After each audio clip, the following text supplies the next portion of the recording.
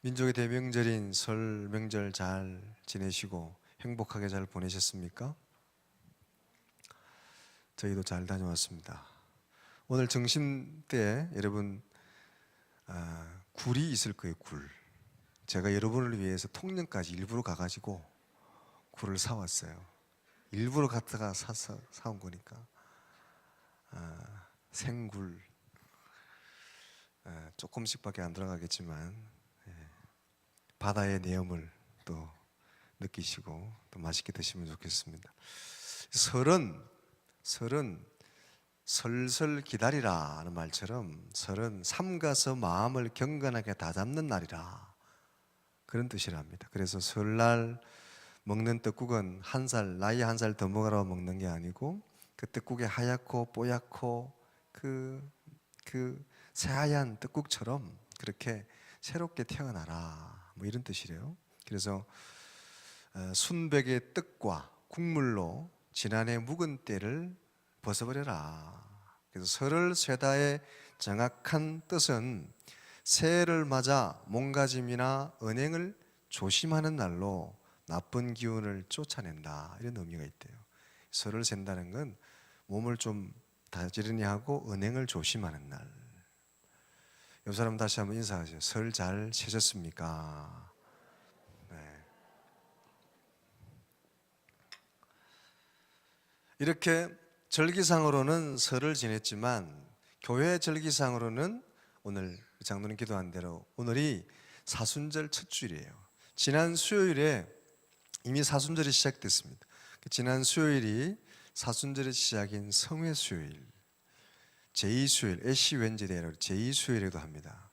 우리가 머리에 이마에 이렇게 종려나무 이파리로 태워서 기름을 이렇게 이렇게 범벅한 것을 이렇게 머리에 바르면서 이마에 바르면서 우리 인생은 제로부터 왔으니까 제로 돌아가는 인생이다.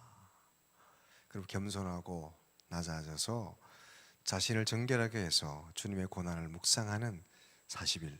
그래서 지난 수요일부터 4월 1일 부활절까지 주일이 6번의 주일을 뺀 나머지 40일이 바로 사순절 기간입니다. 하나님의 주님의 죽으심과 고난을 묵상하는, 그래서 더 기쁘고 복된 부활주일을 맞는 그런 절기죠. 우리가 육체 훈련도 약간의 유익이 있다고 그랬는데 이 경건의 훈련은 범사에 유익하다고 그랬습니다. 이 절기를 통해서 예배, 기도, 말씀, 또 육체 훈련뿐만 아니라 이 경건의 훈련을 통해서 여러분의 심령이 더 새로워지고 주님을 더 닮아가는 귀한 사순절이 되시기를 주님의 이름으로 부탁을 드립니다. 그러니까 딴 때보다 더 경건생활에 힘쓰라는 얘기입니다. 설 연휴 중에도 평창 동계올림픽은 계속 순조롭게 진행이 되고 있죠. 설날 당일 아침에 박승빈 선수, 우리나라뿐만 아니라 아시아 전체를 통틀어서 최초로 동계올림픽의 동메달도 없었는데 첫 메달을 금메달로 압도적인 성적으로 쾌거를 따는 금메달을 따는 쾌거를 거두었죠. 메달도 처음인데 금메달을 땄어요. 또 이 동계올림픽에 좀 눈여겨볼 만한 선수가 하나 있었는데 그게 누구냐 하면 부모는 한국 사람인데 자신은 미국인인 클로이 김이라는 선수를 여러분 보셨을 거예요. 클로이 김. 스노보드 하프파이브 종목에서 압도적인 실력으로 금메달을 목에 건 소녀. 미국 대표로 출전했지만 한눈에 딱 봐도 동양계 여성이고 한국 사람 같이 보이는 그런 소녀. 근데 그 소녀가 밝고 또 장난기도 넘치고 표정도 밝아서 많은 사람들의 인기를 얻었는데요. 뉴스에 의하면 그의 아버지가 지독할 만큼 그 딸을 위해서 헌신해서 키워낸 사람. 자기 딸아이가 그쪽에 재능이 있다 싶으니까 다니던 직장도 그만두고 딸아이 뒷바라지해서 금메달 딸로 키운 아빠. 근데 이제 문제가 되는 거는, 염려가 되는 거는 미국의 워싱턴 지역에서 목회하는 은사에 기도한 김영봉 목사님 말씀에 의하면 그 워싱턴 지역만 해도 이렇게 자녀들의 미래를 위해서, 금메달을 위해서 헌신하는 그 극성 부모들이 대단히 많대요. 이분이 클로이 김의 이런 금메달을 통해서 이 부모들이 더 자녀를 향한 고삐를 더 쪼이고 더 닥달을 할까봐 염려스럽다. 이 클로이 김처럼 이렇게 재능도 있고 또 즐기기도 해가지고 이렇게 금메달을 따면 좋은 거죠. 근데 따기도 하늘의 별 따기지만 딴다고 그게 또 전부냐, 행복하냐, 또 그건 아니잖아요. 근데 대부분은 하기도 싫은데 부모가 하라고 하니 억지로 여기저기 끌려다니면서 하다가 안 되니까 상처받고 어려움 당하는 사람들, 낙심하고 마음의 병을 앓고 있는 아이들이 많다는 거죠. 노노의 한 구들처럼 즐기는 자를 당할 자가 없다 했는데, 이 클로이 김은 사실 좋아하고 천부적인 재능도 가지고 즐기는 그런 모습을 통해서 성공한 케이스인데, 다 성공할 수 없죠. 다 금메달을 딸 수가 없죠. 그래서 혹시나 좋긴 한데 다 금메달을 향해서 또 부모들의 닥달이 더 심해질까 봐 염려스럽다. 한편으로 걱정이 되기도 하는 거죠. 우리가 금메달을 따는 사람, 그 한순간은 즐거운데, 우리가 보기는 좋은데 그 뒤에 있는 눈물과 그 수고를 또 우리가 볼 줄 알아야 되고, 또 그게 전부는 아니잖아요. 자기가 받은 분복대로, 자기가 받은 분량대로 행복하게 사는 게 귀한 일이죠. 이 동계올림픽에 또 하나 주목받는 선수가, 여러분 잘 모르는 선수가 한 명 있는데 누구냐 하면 미국의 여자 아이스하키 팀의 지지 마빈이라는 선수입니다. 이 선수가 미국 여자 아이스하키 팀 선수인데요, 이 선수가 어느 날 지난 5일 강릉 유천지구 올림픽 선수촌 그 입구에 카페에 와가지고, 그 카페의 주인인 강릉중앙감리교회 권사님인 김민아 권사에게 이렇게 얘기하더래요. 자기 통역과 같이 커피를 마시다가 주인에게, 제가 평창 동계올림픽 성공을 위해서 기도 좀 해도 되겠습니까? 기도 좀 해줘도 되겠습니까? 그러니까 커피 먹으러 온 젊은 선수로 보이는 이 미국 국기를 단 선수가, 젊은 여자가 올림픽 성공을 위해 기도해 주겠다고 그러니까 조금 생뚱맞긴 했지만 그래도 기도해 달라고, 기도하라고 그랬더니 요한복음 3장 17절의 말씀, 하나님이 그 아들을 세상에 보내신 것은 세상을 심판하려 하심이 아니요 그로 말미암아 세상이 구원을 받게 하려 하심이라.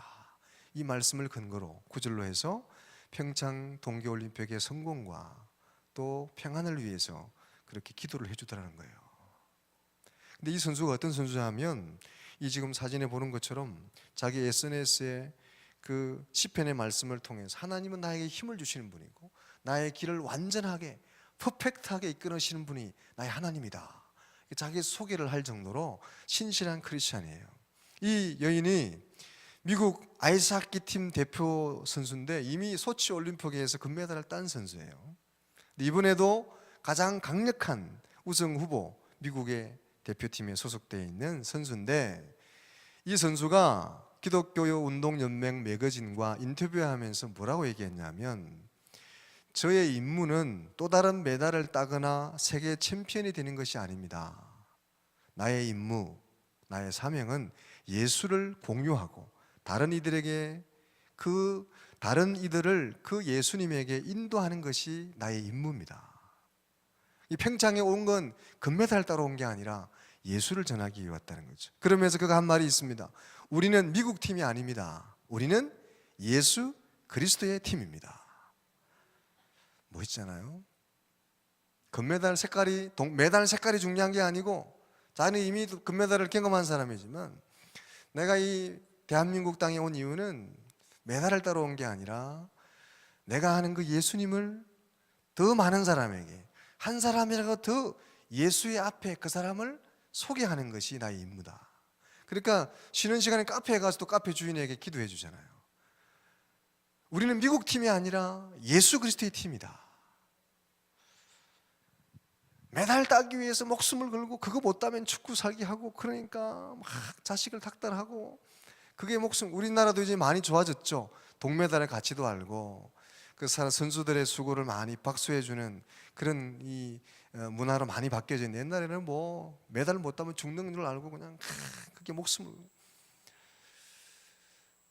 우리가 정말 우리가 정말 가치를 둬야 될 것이 어딘가 하는 것을 깨닫게 해주는 그런 귀한 고백이 아닐 수가 없습니다. 이 선수의 고백이 우리 가슴을 뛰게 하지 않습니까? 우리는 미국 팀이 아닙니다. 우리는 예수 그리스도의 팀입니다. 오늘 본문의 말씀에 보면 베드로가 성령을 받고 설교한 내용이에요. 설교한 내용. 이 설교의 주제는 뭐고 핵심은 뭐고 주제의 포인트는 뭡니까? 예수님이 구원자이시다. 예수는 우리의 구원자가 되시고 예수는 우리의 생명이 되시는 분. 누구든지 예수를 믿으면 구원에 이르게 되고 제사함 받게 되고 성령을 선물로 받게 된다. 할렐루야. 예수님이 하나님의 아들이셨고 그 예수님이 죽으셨고 그 예수님이 부활하셨고 그 예수님이 하늘로 올라가셔서 우리에게 성령을 선물로 보내주신다. 누구든지 얼마든지 예수를 믿으면 구원에 이르게 되고 하나님의 자녀가 되고 구원의 백성이 되고 성령을 선물로 받을 수 있습니다. 그 예수를 담대하게 베드로가 전하고 설교하고 있는 내용입니다. 근데 그냥 단순히 전하는 게 아니라 구약 성경의 요엘서와 시편의 말씀들을 인용하면서 그렇게 논리적으로 그렇게 하나님 말씀을 전하고 있는 거죠. 사도행전 2장 36절의 말씀, 오늘 본문 36절에 그렇게 말씀을 전하고 있죠. 30절에 보면 그런즉 이스라엘 온 집은 확실히 알지니 너희가 십자가에 못 박은 이 예수를 하나님이 주와 그리스도가 되게 하셨느니라 하니라. 이스라엘 사람들, 이스라엘 온 집은 확실히 알아야 된다. 뭘 알아야 되냐? 너희가 십자가에 못 박은 이 예수가 바로 주님이시고 그리스도가 되셨다. 하나님이 이 예수를 그리스도가 되게 하시고 주님이 되게 하셨다. 이 사실을 너희가 확실히 알아라. 확실히. 할렐루야. 이거 이야기하는 거 확실히 알아라.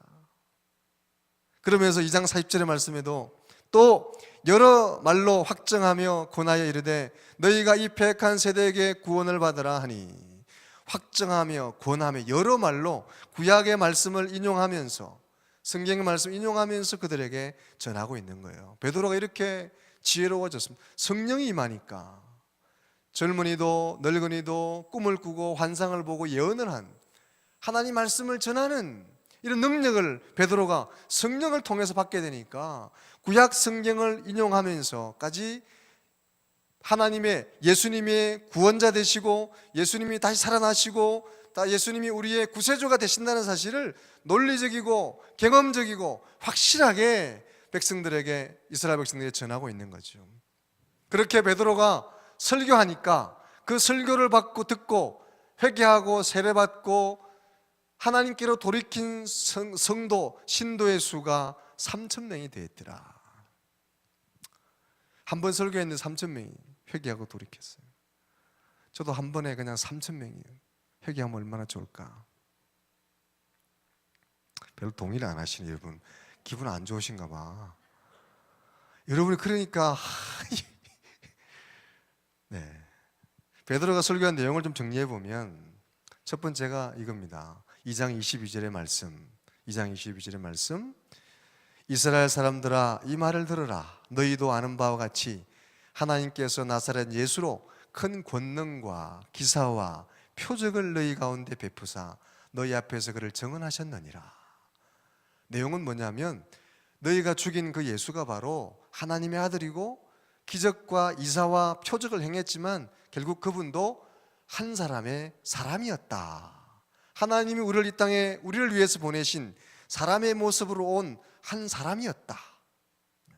하나님의 아들이니까 권능, 다이나믹, 듀나미스, 능력, 다이나마이트가 폭발하던 것처럼 그래 폭발적인 능력을 행하고 3,000명을 먹이고 5,000명을 먹이는 기적도 행하시고 표적도 보이셨지만 죽은 자도 살리는 기적도 보이시고 또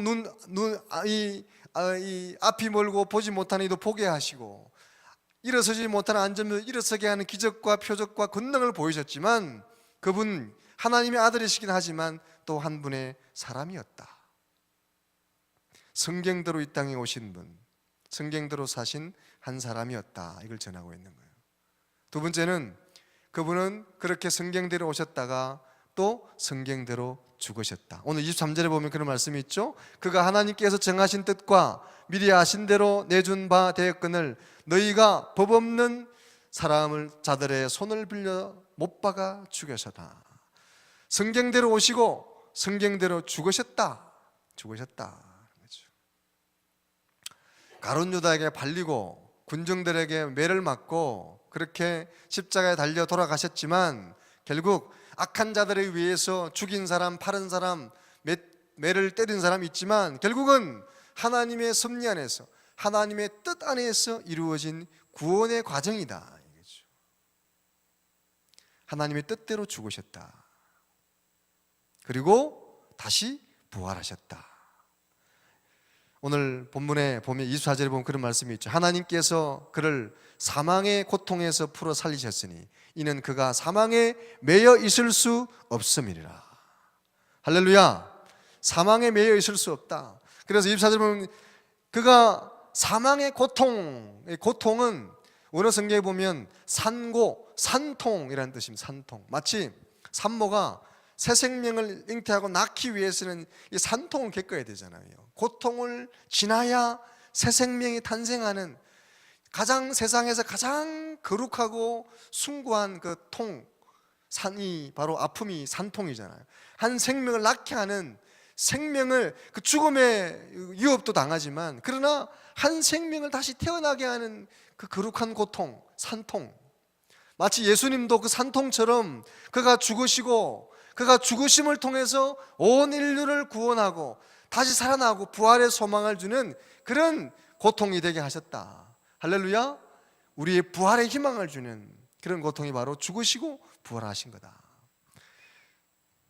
그리고 베드로는 이 다윗의 시편의 말을 인용하면서까지 부활의 확실함을 증거하고 있습니다. 이미 다윗은 선지자라 예수님이 죽으시고 부활할 것을 미리 보고 알고 그렇게 이미 오래전에 시편에서 그렇게 고백했다는 거예요. 시편 27절에 오늘 보면 27절 보면 이는 내 영혼을 음부에 버리지 아니하시며 주의 거룩한 자로 썩음을 당하지 않게 하실 것이미로다. 하나님이 이 다윗에게 이런 지혜를 주셔서 이미 오래전에 예수의 죽으심과 부활을 예언하도록 말씀하셨다. 자신을 위한 말이 아니라 예수님을 위한 예언의 말을 베드로가 다윗이 하게 하셨다 하는 말씀이에요. 그리고 그 예수님을 다시 주님은 살리셔서 부활하신 그 예수님을 하늘로 올리셨다. 그것이 바로 36절의 말씀.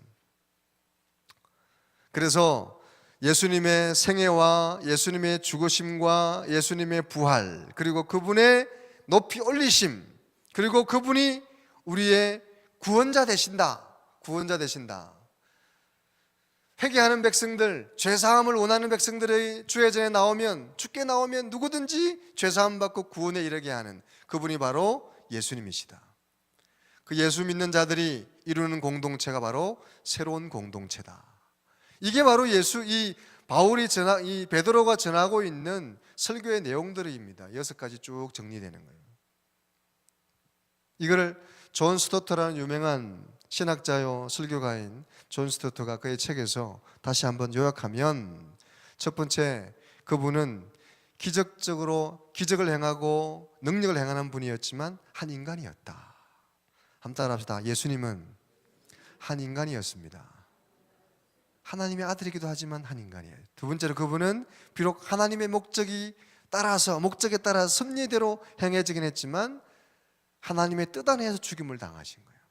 하나님의 뜻대로 성경대로 나시고 성경대로 죽으셨다.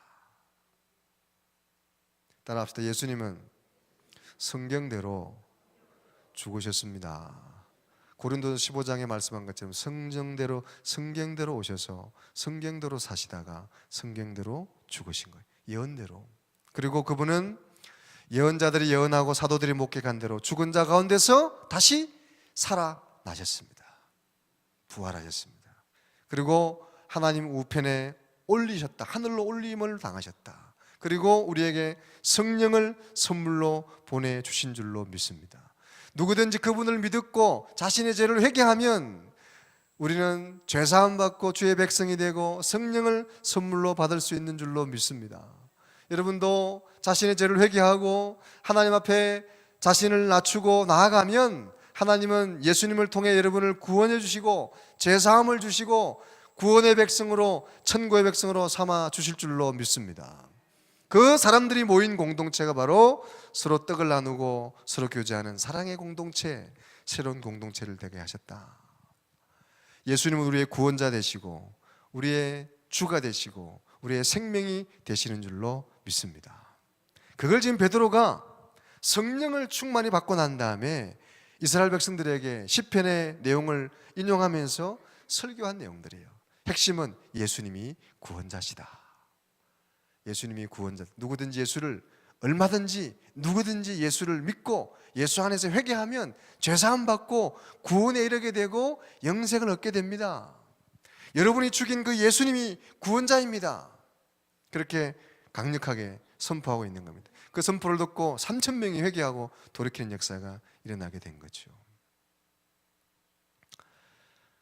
제가 이번에 고향에 갔다가 한 군데 이렇게 들린 바닷가가 있는데요. 제가 고향에 갔더니 저희 어머니나 형제들이 그러더라고요. 김건모가 다녀간 바닷가가 있다고. 김건모, 김종민, 미우새라는 이런 프로그램에 다녀간 바닷가가 있고 또 많은 방송들이 이렇게 다녀가면서 유명해진 바닷가, 매미성이라는 바닷가가 있대요. 그래서 야, 어딘데? 그리고 이제 애들 데리고 잠깐 다녀왔어요. 근데 선생님 가보니까 거기가 바로 제가 어릴 때 놀던 곳, 제가 어릴 때 빨가벗고 수영하던 곳. 옛날에 제가 어르신들 계시지만 제가 어릴 때만 해도 초등학교 때까지는 다 빨가벗고 수영했어요. 남녀가 공이.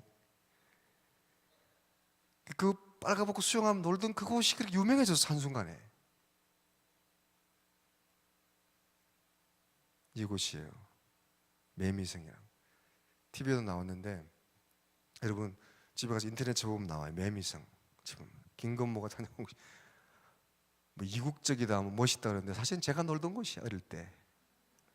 근데 이렇게 유명해졌어요. 가보니까 명절인데도 차가 막 많고요. 사람들이 많고 제법 주말만 되면 사람들이 그냥 그렇게 많이 온대요. 그때 저 옆에 있던 밭을 팔지 말았어야 되는데 밭을 팔아가지고 그러니까 저기서 이제 제가 초등학교에 있다가 바로 밑에 동네로 제가 이사를 왔어요. 그래서 이제 바로 옆에 있는 동네인데 참 세상이 이렇게 바뀌는 거예요. 그리고 제가 그곳에 가서 오랜만에 이제 어릴 때 고향 친구를, 같이 놀던 친구를 만났는데 그 친구는 제가 이제 자주 보지는 못했지만 목사가 됐다는 소리를 듣고 저를 알아보고 아이고 목사님 왔냐고, 이렇게 매미성 때문에 친구 목사님도 보게 된다고 그래서 오랜만에 어릴 때 친구도 만나고 이렇게 훈훈한 시간도 보냈는데, 사랑하는 여러분, 이 명절이 되면 고향을 찾고 명절이 되면 고향의 친구도 만나고 고향의 친지도 만나고, 명절이 되면 우리 고향을 찾잖아요. 동향, 같은 고향의 사람, 가슴을 훈훈하게 하지 않습니까? 그래서 사실은 알고 보면 우리는 다 같은 동향이잖아요. 우리는 돌아갈 곳이 같은 사람들, 같은 고향을 둔 사람들인 줄로 믿습니다. 우리가 남이가, 옆 사람 쳐다보세요. 우린 같은 고향입니다. 같은 고향입니다. 반갑습니다. 제가 아까 말씀드린 거, 흙으로 왔으니 흙으로 돌아가야 되고, 우리는 또 예수를 믿으니 썩어지는 것이 아니라 우리 주님이 예배한 천국으로 반드시 인도될 줄로 믿습니다. 고향이 같은 사람들이에요. 동양 사람들이에요. 그래서 우리는 이 명절에도 또 올림픽에도 우리는 같은 사람이 잊지 말아야 되는 거예요. 그래서 아까 제가 예를 들은 것처럼 지지 마비라는 이 아이스하키 선수가 고백한 것처럼 우리는 미국 팀이 아닙니다. 우리는 그리스도의 팀입니다. 이게 우리나라 말로 하면 뭐예요? 우리가 남이가 그리스도 안에서 하나잖아. 우리는 그리스도 안에서 한 사람이고, 그리스도 안에 있으면 You are the world, 모두 온 세계가 다 하나고, 예수 안에서는 모두가 하나고, 올림픽이든 명절이든 우리가 전해야 될 것은 오직 예수 그리스도인 줄로 믿습니다. 내가 온 것은 메달을 따고 온 것이 아니라 오직 한 사람의 더 예수를 알게 하고, 예수가 그리스도임을 알고 그 예수님 앞에 한 사람을 더 데리고 가는 것이 내 임무입니다. 그것을 위해 나는 대한민국에 왔습니다. 우리가 오늘도 명절을 세고, 우리가 오늘 주일을 지나고, 우리가 오늘 사는 이유는 한 사람이여 더 그리스도 앞에 인도하고, 그리스도를 자랑하고 그리스도를 전하는 것이 저와 여러분들의 모두의 사명이고 운명이고 임무인 줄로 믿으시기 바랍니다. 내 잘 먹고 잘 살려고 금메달 따려고 사는 게 아니라 오직 예수를 전하기 위해서, 오직 예수가 그리스도요 주님임을 전하는 것. 왜? 우리는 다 돌아갈 것이 똑같기 때문에. 우리 흙에서부터 왔고 흙으로 돌아가고, 죽음 앞에는 모든 것이 헛되고 헛될 것이기 때문에. 그러나 그리스도가 없으면 심판에 임하게 되고, 그리스도 믿는 자는 영생을 얻고 영원한 생명을 누리게 될 줄로 믿습니다. 베드로가 성령 받게 되니까 하늘의 지혜를 얻게 되고, 이스라엘 사람들에게 예수를 전하는 거예요. 시편을 통해서 확실하게 논리적으로 예수가 그리스도고 주님입니다. 그분 앞에 회개하면 구원에 이르게 되고 영생을 누리게 됩니다. 여러분이 죽인 예수가 바로 구세주입니다. 그 예수를 믿은 사람들이 증인이 되고, 그 예수를 통해서 그 복음이 증거되게 되고, 그것이 유럽으로 미국까지 전해지게 되고, 그 예수를 아는 한 선수가 오늘도 이 올림픽에 금메달을 따러오는 것이 아니라 예수를 전하기 위해서 왔고, 예수 안에서 우리가 다 하나임을 확인하는 줄로 믿습니다. 우리도 명절이든 올림픽이든 또 내가 무엇을 하든, 내가 학생이든 내가 직업인이든 부모든 자녀든 때를 얻든지 못 얻든지 우리가 해야 될 것은 한 사람에게 그리스도를 전하는 것, 예수가 생명이고 구원자가 되심을 전하는 것, 이게 우리의 임무고 오늘 내가 살아있는 존재 이유가 되는 줄로 믿습니다. 이것을 전하시고 이것을 통해서 은혜를 누리는 여러분 가정에도 믿지 않는 영혼들, 가족들이 꼭 예수를 믿고 구원에 이르게 되는 놀라운 역사들이 일어나게 되기를 주의 이름으로 축원합니다. 기도하겠습니다.